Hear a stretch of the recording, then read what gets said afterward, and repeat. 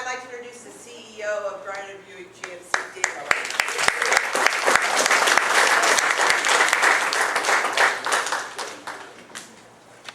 Wow, that's very, very, very nice introduction. Thank you, Martha. Man, I don't know what to say. Does everyone have one of these? Let me have it. You don't have it? All right. Okay, and you? Okay, and two. Okay, so, and one, two over there? Okay. So, today, one of the first thing I want to tell you is today, it's really not going to be as much about you buying a car from someone as it's going to be what's the difference between leasing a car and buying a car in like an academic sense. What happens when I lease a car? What happens when I buy a car? We'll talk about that today. Okay? The thing to remember, the two things to remember today. One is I'm really not that strong of a speaker, so you need to ask lots of questions, and whenever we can interact, it's better for us, right? And two, it's only new vehicles we're talking about. Okay? Repeat that. It's only new vehicles that we're talking about, because a used vehicle you can't lease. A used vehicle already has depreciated. Okay? So when we talk about used vehicles, it's a completely different, you can't do an apples to oranges comparison with a used vehicle. Okay? It's only about new vehicles. Now, everything we talked about today, believe it or not, I did on that exact car. Okay, so that exact car is the one we did on. This is relevant today. In 3 years, leasing may not be as attractive and buying may be more attractive. It just depends what the banks and the manufacturers want to offer you. So let's start off with something in the general sense of the term. Okay. We're going to do financing a car versus leasing a car. When you finance a car, let's say you sign up for 60 payments. You agree to make 60 payments, right? And at the end you owe nothing, right? On a lease, you agree to make, let's say, 24 payments, and there's an interruption point. And at that point, they ask you what you want to do. You don't owe anything else. You can walk away. If you have equity, you can sell it to a friend. If you want and you have equity, you can trade it, which means sell it to me. Or you can buy it at this point. You can do any of the things. Yes? Okay, so, watch it. So, give me 1 second, we'll get to that. Let's start, but yes, let's start right with that. So, at this point, you would have those four options, right? You could buy it, you could sell it,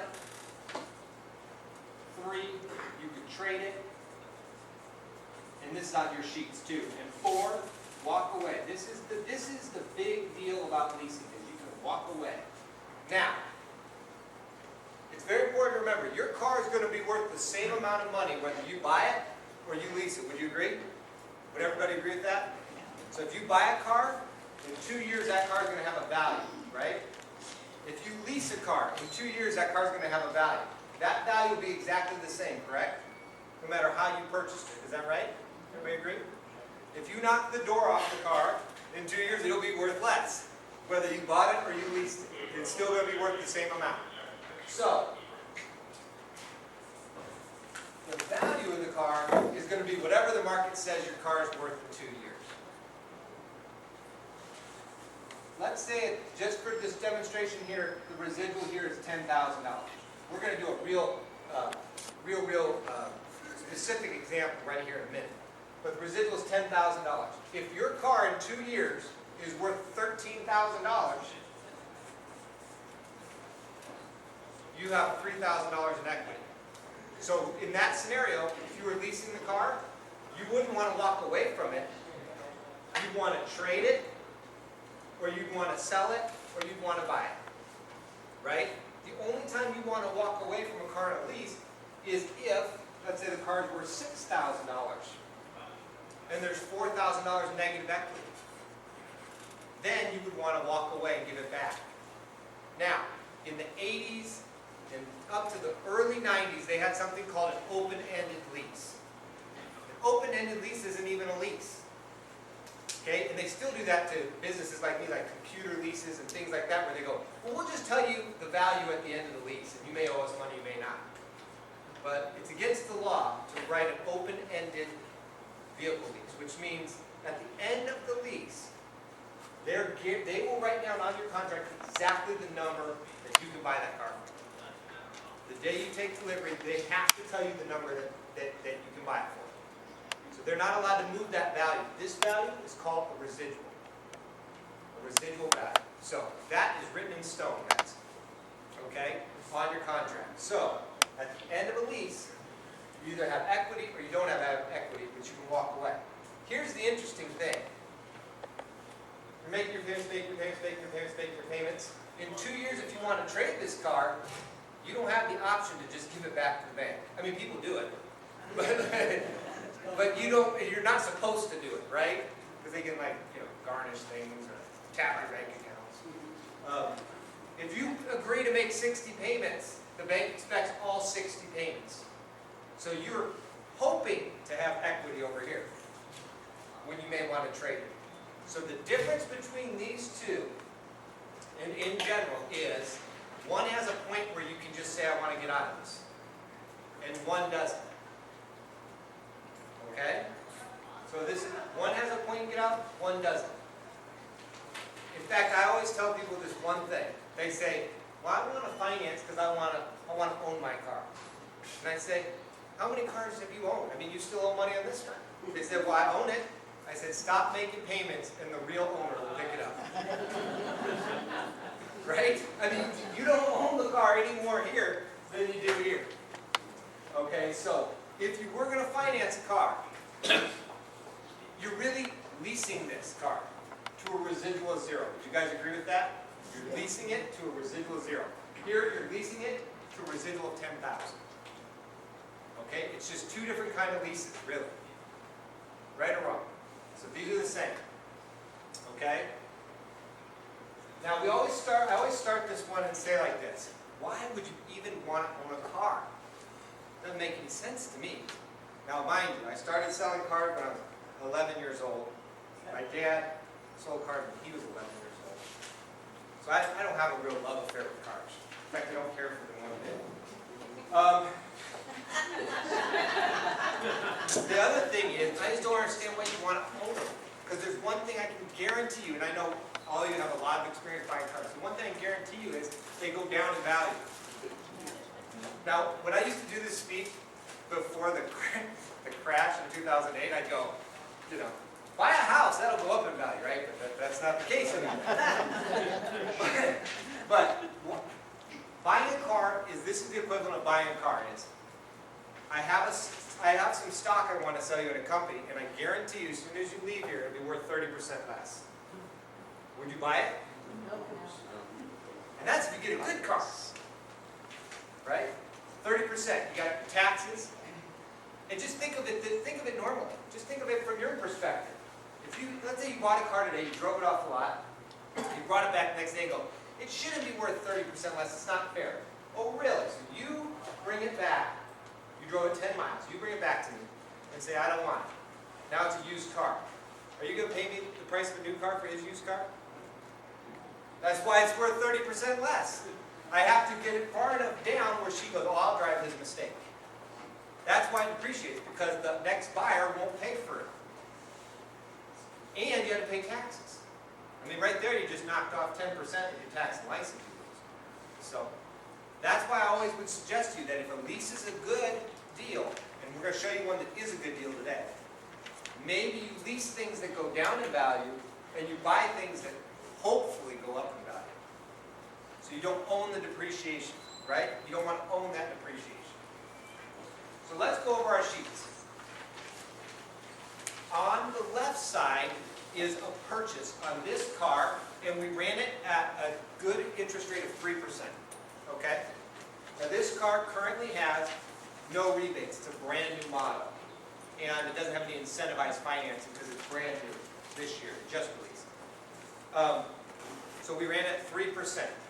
Okay? Just so everybody's on the same page. So we buy the car for $23,000. $1,795. Great value. The first thing you do when you buy a car is who else do you have to pay? State of California, huh? Isn't that terrible? Just right off the bat, wham! $1,850.31.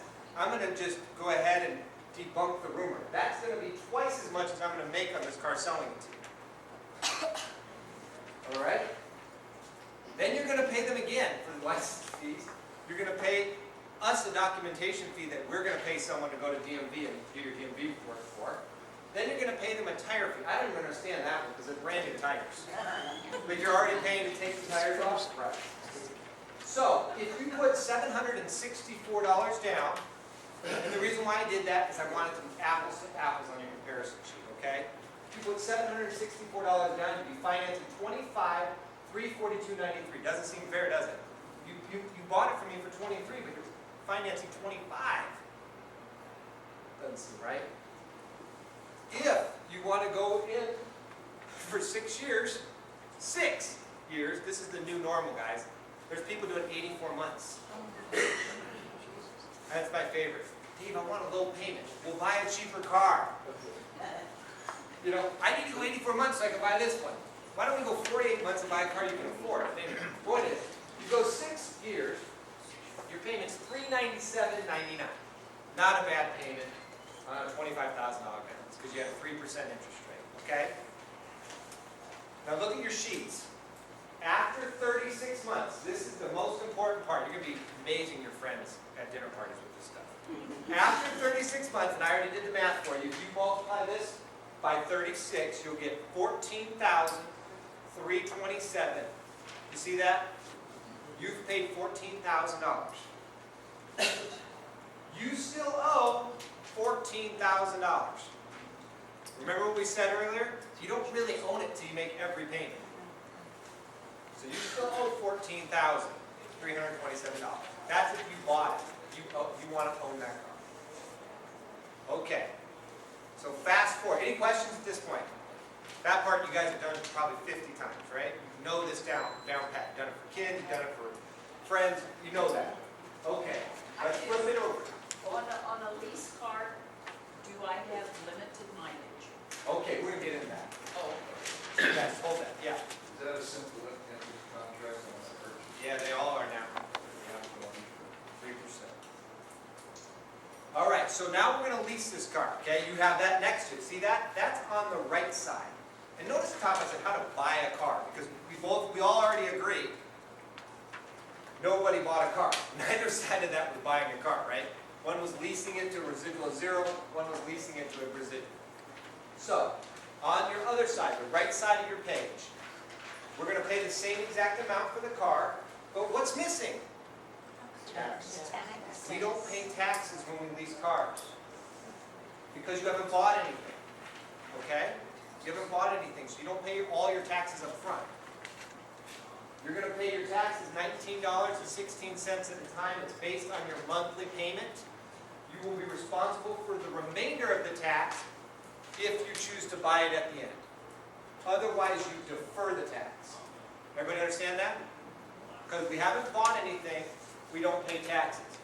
You will pay taxes on rebates that the factory gives you. That's why when you see these commercials and it says, nothing to do with signing, right? Then you come in and they're like, it's $1,100. Well, that's your DMV fees, and then you have to pay tax because the state is corrupt. But anyway, you have to pay tax on the rebate. So if they gave you a $2,000 rebate, you have to pay $140 of tax on that to get to zero down, right? Because somebody's got to pay that. You got to pay, okay. So I digress, right? Okay, so we don't pay tax on a lease. What you do pay is an acquisition fee. This is, the bank charges this. I don't get to keep it. I wish I got to keep that. Awesome. We would have steak and eggs if I got to charge that. Okay, the acquisition fee is the privilege that you pay to the bank to lease you. The total down, therefore, is, in this scenario, is the taxes, the DMV fees, the tire fee. They're waiving the security deposit right now, and they're not charging you the first month's payment. That's just the deal right now. But if there was a first month payment, that would be added in. Because the day you start is your first payment. Okay? So the monthly payment on this car for a lease is $247.21. And you're going to pay $19 in sales tax every month. Mind you, if the governor raises sales tax, you will pay more. They will adjust your lease up. Okay? If it goes down, it will go down. If you move to a place with no sales tax, you won't have sales tax.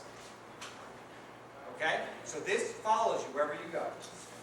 So your total payment is $266.37, and that's for 39 months. This is for 39 months. Okay? Now, why is this so low? There's two reasons. Right now, the manufacturer is giving you $1,900 off to lease it rather than buy it. The second reason why the interest rates are so low, they're charging you 1.55% to lease it rather than buy it.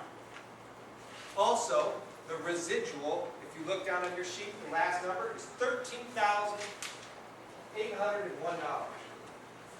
$13,801. That's your purchase, that's your option price at the end, if you want to buy it. That number, would you agree with this summation? This is what we sell the car for. This is the residual or the buyout. The higher this number goes, the less your payment. That make sense? So the higher your buyout, or the more the resale value, the less your payment, because you're only paying the difference on a lease. You're only paying the difference in this scenario from $23,795 to $13,800. That's the amount you're paying for. It's divided by 39 months. You're paying for what you use. Does that make sense, everybody? All right, now, question. First question was, is there a mileage? Is there a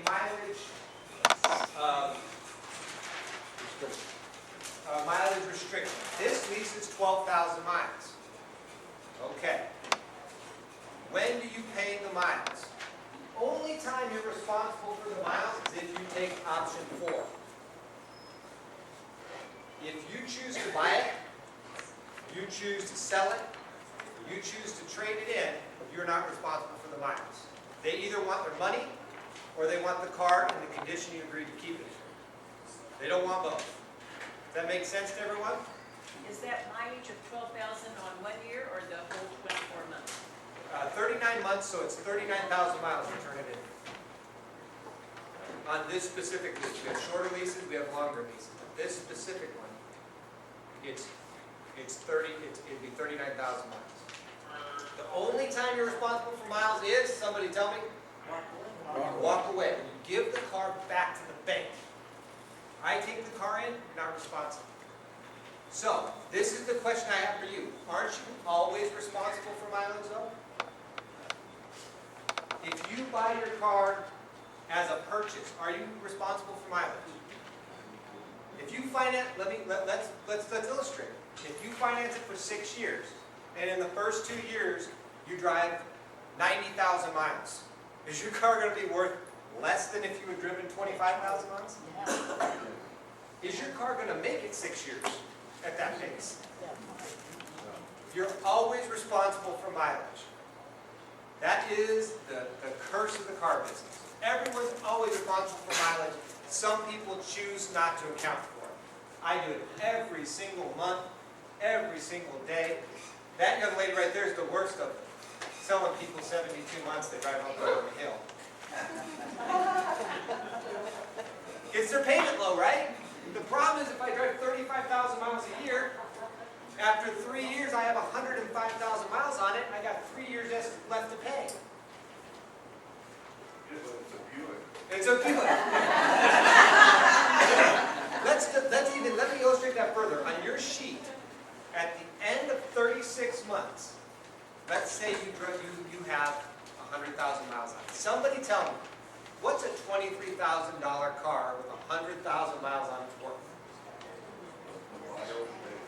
Okay. And what number do you think?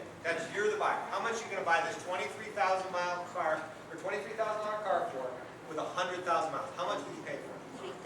5,000. 5,000. How much?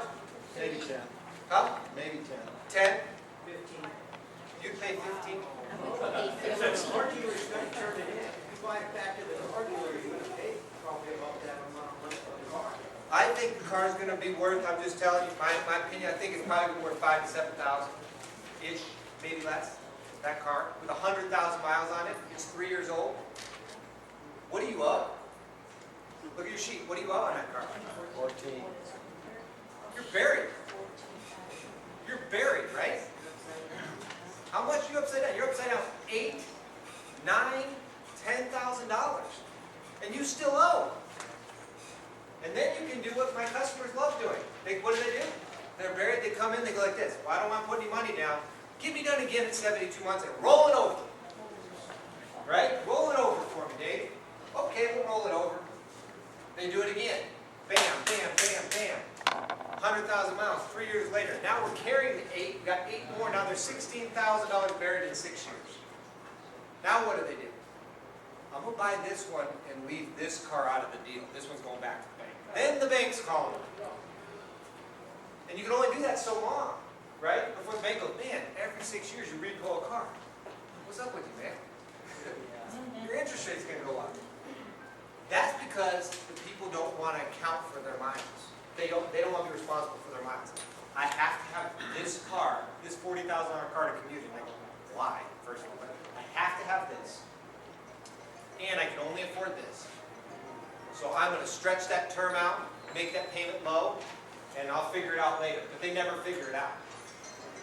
On a lease, at least we know, even if you put 100,000 miles on this car, okay, we know that you owe $13,801. So now we have a choice. Let me show you how you would get out of this car. There's different ways to get out of it. You put 100,000 miles on this car. We were allowed 39,000, right? So the difference is what? 61,000 at 20 cents a mile? 12,000. Is that right? Right? 12,000 bucks if you want to walk away. But you already said the car, well, he said it's worth 15. But you already said the car is worth 5,000 to 7,000. That's what I said. Well, we don't have to go that way because if you, let's say you trade it to me, let's say it's worth 5,000. Well, 5,000 less 13,801, you'd only be upside down 8,000. You'd only be upside down 8,000. If you sell it and you get 7, you'd only be upside what? 6,800. Okay?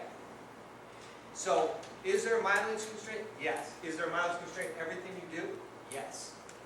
We saw what happened the other way. Now, real quick, and then I'll take another question, is this just gives me more options, right? It just gives me more options. And we can build more miles into your lease so you don't get in this situation. But remember this. How much did you save every month? $131 a month times 39 months is how much money did you save at least? Let's just do it times 4. Let's just do it roughly.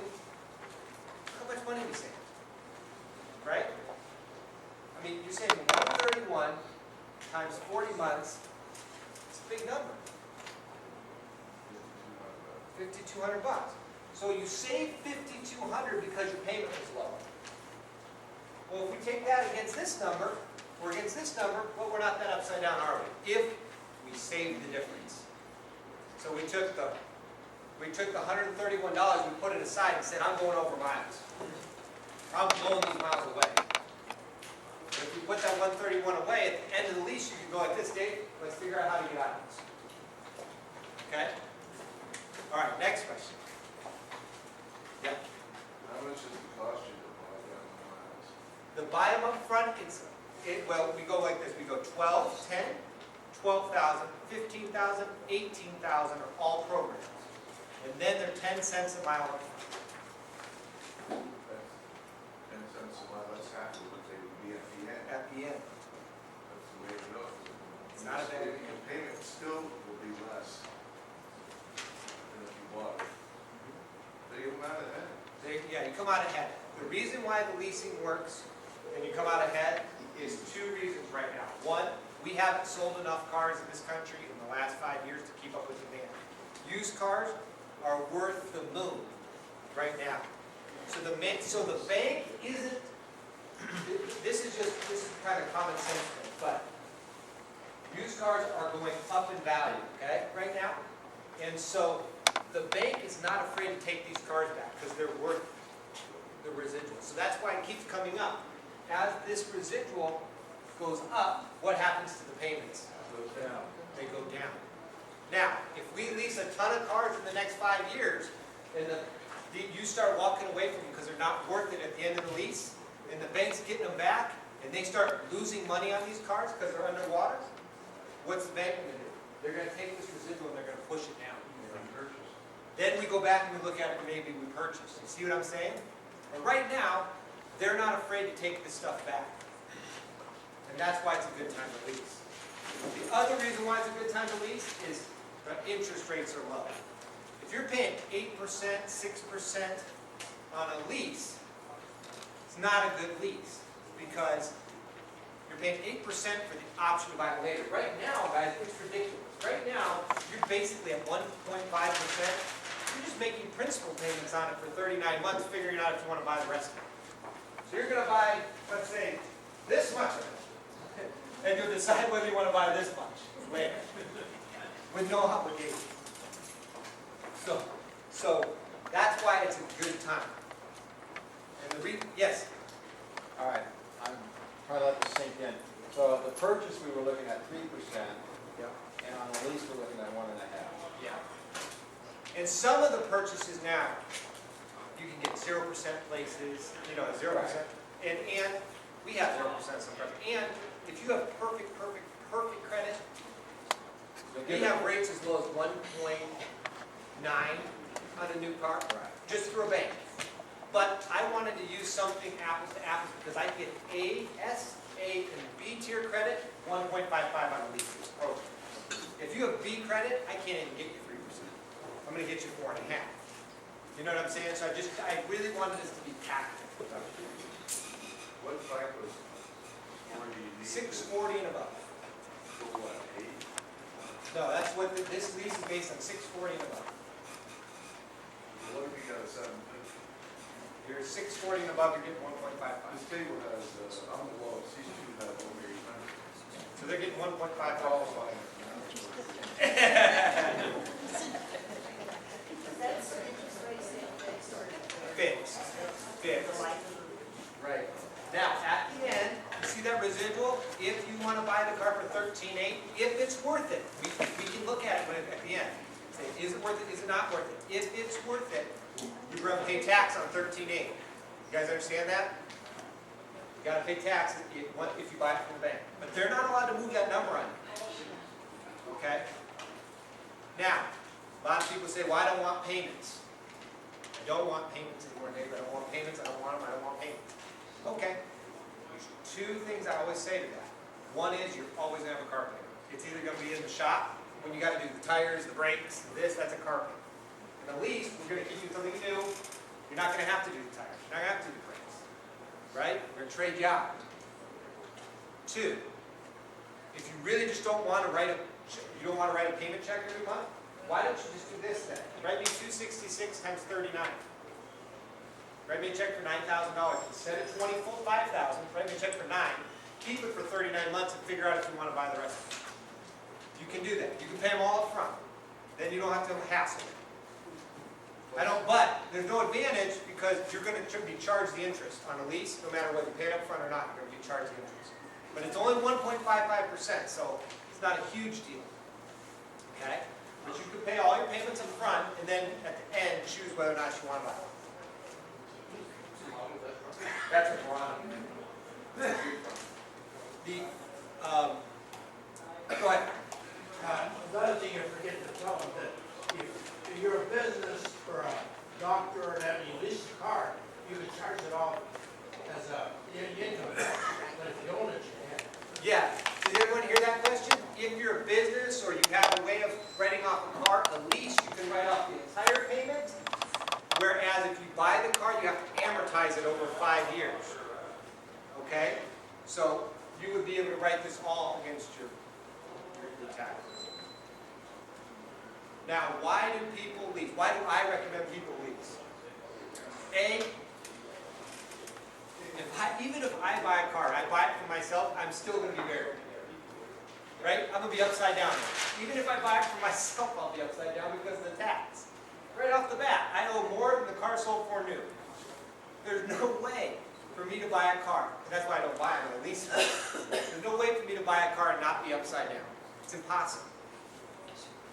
2, your needs change. And I think that you guys would be a better perspective, especially for people that you love, that you see, maybe just graduated from college, and they maybe ask you, say, I'm going to buy a car. You say, have you looked into maybe leasing it? With an honest agency that's going to tell them exact facts. But have you looked into leasing it?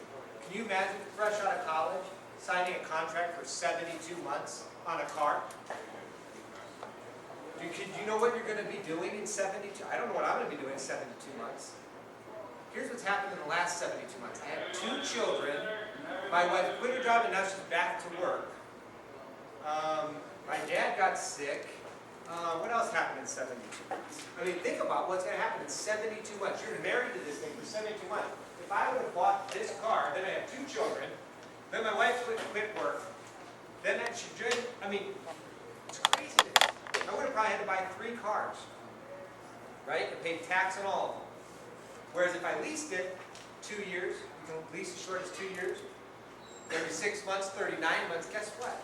36 months I can say, hey, I only got another 8 months. I know we can get by for 8 months, and then I'll get into something bigger because we have kids, or something smaller because I'm commuting down the hill.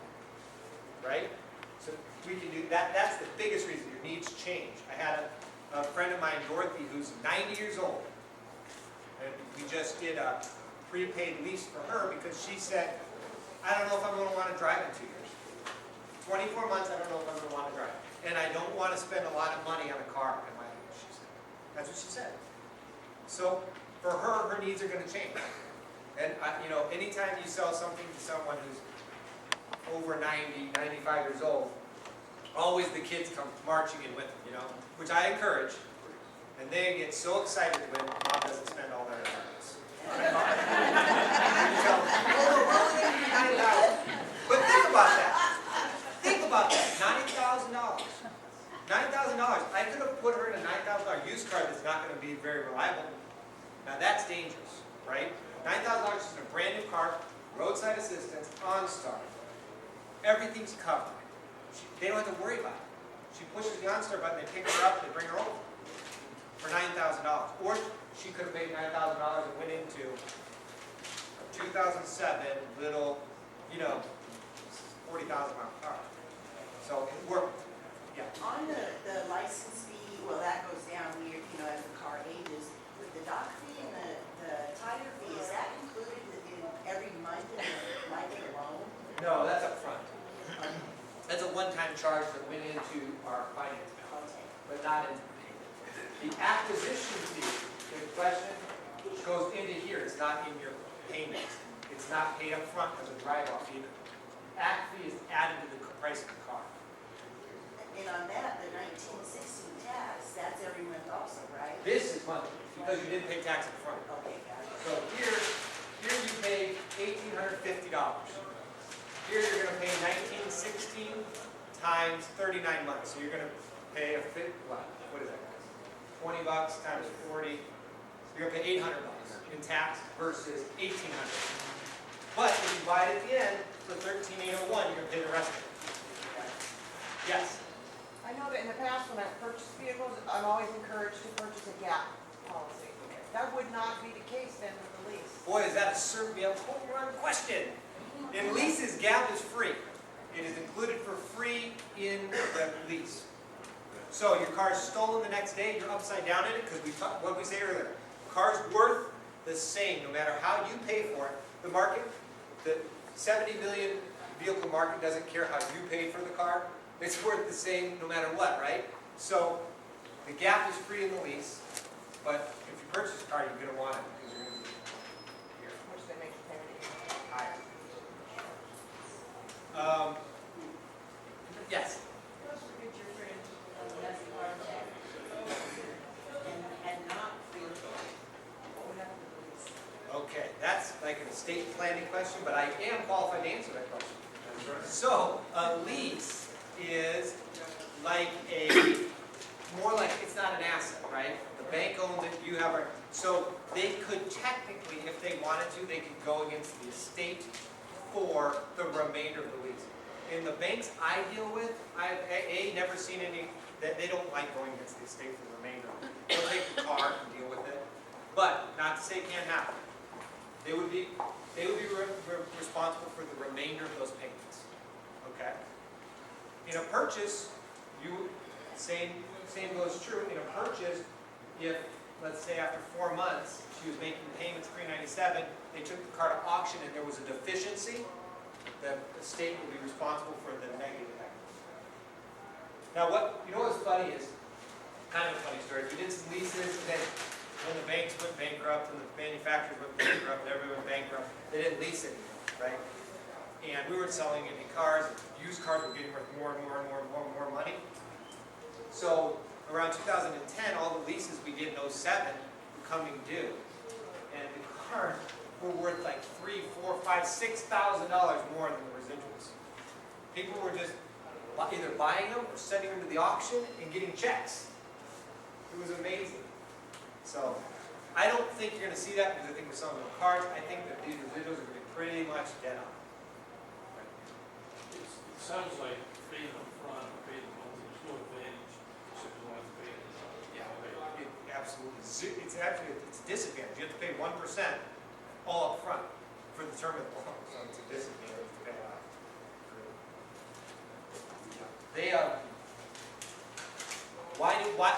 So what's in it for the manufacturer? What's in it for us?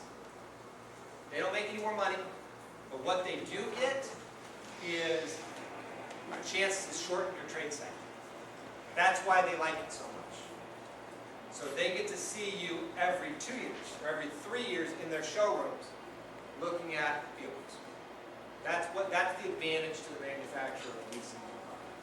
That's it in a nutshell. They shorten your trade cycle.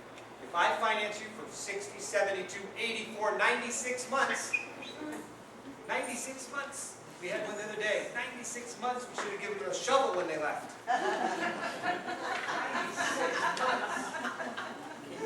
96 months means maybe in 6 years you might have equity if you only drive like 12,000 miles.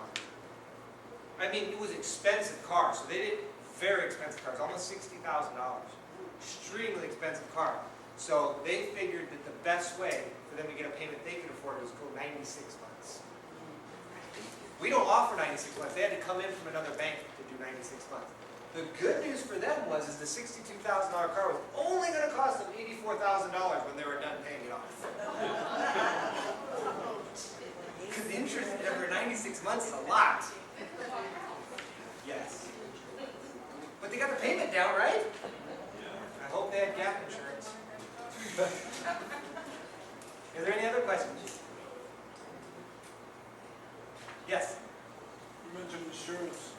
How does the insurance work on a lease car? Leases are 100, 300. Mandatory. 100,000, 300,000. So that would be included in the payment to your monthly payment? You just go to your insurance company, you have to provide evidence of 100, 300. I'll ask the last question if you guys don't have it is, well, what about dents, dings, door knocks, this, that, the other? What if I have a dent in my car? What if I have a dent? Okay, I'm going to give somebody, the lucky winner, a car wash if you can tell me the answer to this. When would you be responsible for dents, dings, tires are bald, cars missing a door? Oh my God. Okay, I'm going to give everyone a car wash. All right. I'll go get them. I'll give everyone a car wash. You all got it. Missy, did you get the car wash without ringing it off? That did not work. God, you guys are smart. I thought I had bored you to sleep. Put it this way. I thought I bored you guys to sleep. Okay. Walk away. That's the only time. So, but let me ask you real quick. If you knock the door off your car and you've been driving around with no door in your car, at 39 months, does it matter whether you bought it or you leased it? It's worth the same amount, right? You gotta stay on that's the frame of mind you gotta stay on. It's worth the same amount. I knocked the door off the car. The car's only worth so much. So I'm upside down either way. The lease isn't really punishing you because you're missing the door. You're punishing you. If you drive over 12,000 miles a year, Kelly Blue Book charges you 15 cents a mile in depreciation. That's a promise. So you're charged for miles no matter how you buy a car. If you pay cash, you're charged for miles. Okay? Kelly Blue Book charges. Any other questions on leases? They're assignable. If that's anybody's interest. On a purchase, you have to sell it to someone else. On a lease, if they qualify, you can just have them sign over your payments to another person. So you can swap them. A lease would make a fantastic gift to somebody that just graduated, like granddaughter. All you do is pay the $10,000 up front, and make sure that they're the only ones on the registration, so you have no liability. It would be. And by the way, a lease is the best thing for young people, right? Either a lease or a used car, because a used car already depreciated. Lease or used car, because we can, if their life is changing rapidly, they can change their vehicle rapidly with it. The last thing is, oh yes. When you decide to lease over mileage, can I up the mileage Yes. So at the beginning, so say it's like has to be driving 16,000? can we up the mileage at the beginning? Yeah.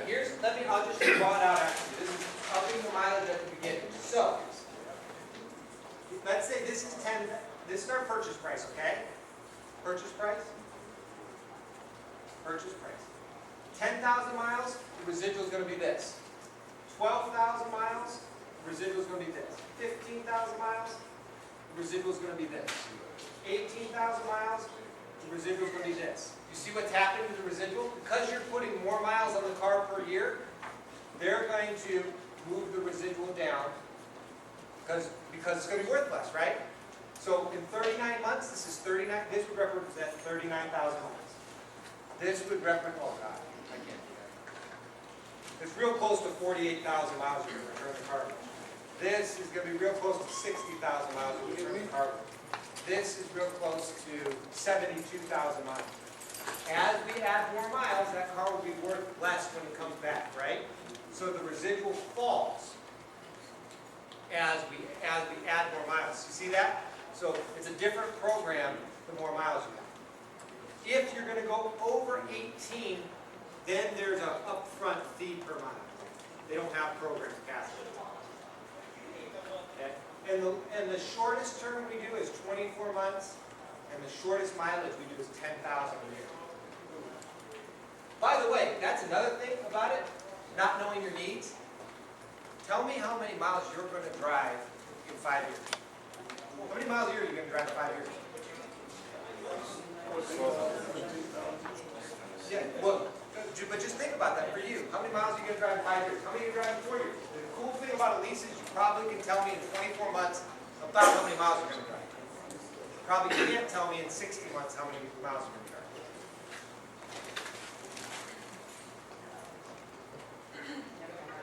Okay, Martha, I don't think they have any other questions. Well, you don't go anywhere. I have a question. How many people have been watching the Olympics? Yeah. It's been wonderful or what? And this ties into Buick GMC. I learned something.